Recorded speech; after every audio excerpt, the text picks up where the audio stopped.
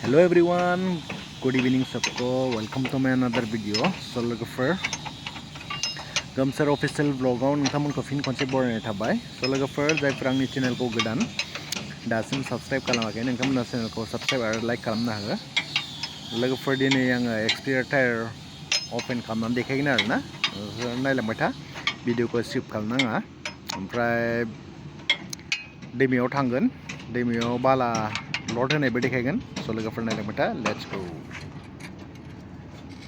वाव वाव नायदो एखेबारे हगारना आरोना. वाव. So लोगोफोर दायो दंफैयो दैमायाव बाला लड खालामगासिनो आरोना. इटानगराव बिल्डिं लुगासिनो मालिकनि, बेहायनो माने बाला लांनो फैदों आरोना. दैमाया जा साफाखा माने दैयाबो ना, बे आश्रम कवारि पापुनाला बेहायनो लांफैदों आरोना. गारिया गंनै फैदों,